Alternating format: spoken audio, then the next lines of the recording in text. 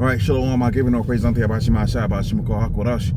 Double honors unto the apostles of Great Millstone, and the honor brothers that be pushing this truth in sincerity throughout the four corners of the earth. And above everybody are coming out here to give you this truth for the grace and mercy of Yahweh Shimei Shabbat Shimako Hakorash. Giving all praises unto Yabashima Shabbat Shimako Hakorash. Alright, so this is going to be a relatively quick video, in transit style video, based upon a couple of thoughts on my mind, and also this article that we can see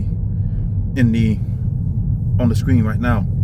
So pretty much what we've seen for the longest time right now is pressure from beneath, pressure from above. A tactic used by Esau to manipulate the situation in order for an agenda to be achieved. And they've used it in a plethora of different situations. And with the Great Reset that's upon us, the Great Reset, which you've seen these instances or these situations play out upon the face of the earth before, when they had the Great Depression. This is the Great Reset. But in the times of the Great Depression, you had the Social Security come off the back of the Great Depression. And now you're seeing another Great Reset. And they're going to sensationalize particular things in particular situations in order to achieve the main end-all be-all of the Great Reset, which is obviously, like we understand, merging man with the machines, and ultimately having these robots out here doing all the tasks, whilst you get monitored and tracked for everything that you do upon the face of the planet by means of this CHIP. So we see with this article here, this situation where, and I've seen the videos myself of how particular platforms are being used to push a narrative. And that narrative is that Jake is totally dependent upon the state, and ultimately Jake is the one that's weighing down the system out there within Babylon. And this is where you get these fake viral videos of so-called Negro women going out there shouting at the clerks or whatever about how she's gonna be able to feed her kids, etc., etc. And a lot of that stuff is fake. A lot of that stuff is being used to push that narrative of Jake is the one that's weighing down the economy. Now, when you look at the statistics, there's about 4 million? There's a significant amount more of non-Negro, non-Hispanic individuals that are on welfare. Okay, there's a lot more individuals that's on welfare that are not Jake. Remember, Jake is supposed to be the minority, right? And there's a lot more, right, of these or these Edomites that are on the welfare. Okay, a lot of Jake right now, they're up on game, man. Jake is up on game. See, when you had the so-called but when you had the 300, 400 years of hardcore slavery, and Jake wasn't able to come up on the level, you had a situation where Esau had the upper advantage, so to speak. Okay, and they're using that emotion to evoke the sense that Jake is still weighing down the system or whatever, right? But when you had Jake in that state of thinking, you really had a situation where they could subvert you and make you believe that you're just dumb, stupid, or whatever, right? Now Jake is out there getting degrees and whatever, which we don't push that. We don't push that worldly mindset of just getting the bag. We say get your daily bread. But you got Jake out here that are just preoccupied with getting the bag. And you know the thing with Jake is that Jake is gonna go in. Okay, Jake's gonna go in. And the point I'm trying to make is this: when you had the so-called transition, not the so-called, but when you had a transition between the Roman Empire and the Holy Roman Empire, it was Jake that was coming up on a level. In a certain kind of a way, you're seeing Jake come up on a level. And I say all of that to say this: the vast majority of these people that are struggling out here is Edomites. Okay? Vast majority of these people that are struggling out here is Esau. Esau's the one that's weighing down the system. Now let's look at it from another perspective. Let's look at the real welfare babies. You got millions, if not billions of dollars going out there to the Ukraine. You got millions, if not billions of dollars going out there to the U-Wish Foundation, right? To the U-Wish Foundation.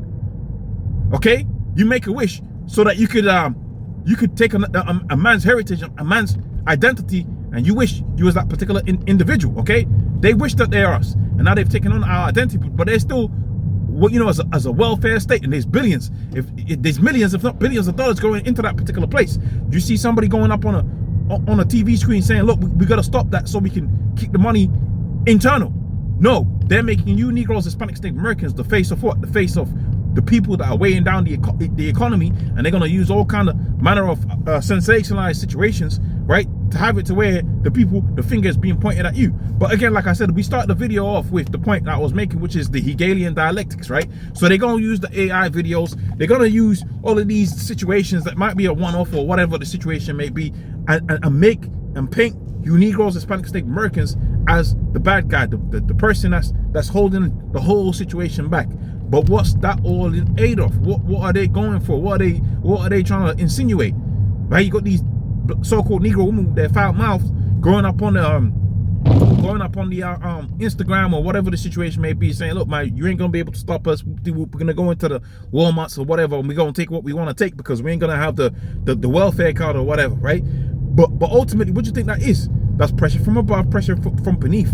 And the ultimate solution, like I said, with the Great Depression, they came out of the Great Depression, if my information serves me correctly, they came out of the Great Depression with the Social Security. And people thought that was the MOTB back then. And the same thing applies to the Great Reset. What do you think is going to come out of this? Right? All of the looting, the rioting, that the potential could come out off of the back of this situation, of which a lot of that stuff that you see when they say, look, there's riots in this place, the initial event that takes place is usually it's fake. This is what we've seen over the years. The first instance of the rioting, the instigation, usually is fake. And then people just jump on a bandwagon, so to speak. So you see these AI videos, you see all of these fake situations play out, these agent provocateurs, right? These crisis actors, they're going to be out there saying, look, man, if I need to eat, I'm going to eat, whether it be real or fake. And they're going to push that at the forefront so that you have a situation where what? You have a situation where Jake's going to follow the bandwagon. They're going to say, well, everybody else is looting, I'm going to loot. Everybody else is writing, I'm going to write. And what's going to be the end all be all of that? They're going to say, okay, that's the problem. What's going to be the solution? Right? What's going to be the solution? The chip. We're going to ration what's left over. We're going to monitor who has what. We're going to track who has what and when they need it. The chip, man. Okay? This is what's coming down the pipeline. The time of Jacob's trouble, the hour of temptation. And why is it known as the hour of temptation? Because Esau's going to use the flesh against you. Esau's going to use your natural God-given right towards food and towards food. Okay? Your natural God-given right towards food. Okay? And sustenance. He's going to use that against you. And what you going to have upon the face of the earth? Big grown men begging for food. And ultimately, they're going to succumb to the CHIP. Ultimately, they're going to say, you know what? I'm going to take the CHIP because, like, what do you Hannah say? Right? What if you need to eat? Which is a totally wicked way, a totally wicked vibration to push upon Israel, by the way. But that's how these guys are thinking. That's how they think.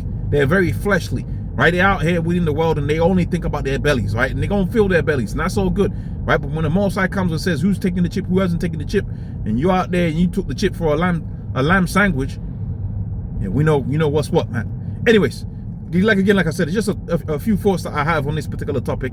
With that, I'm going to say all praise unto Yahweh, Shema Shah, the great millstone. Honestly, brothers, that we're pushing these truths in sincerity. I'll see you on the next one. Shalom.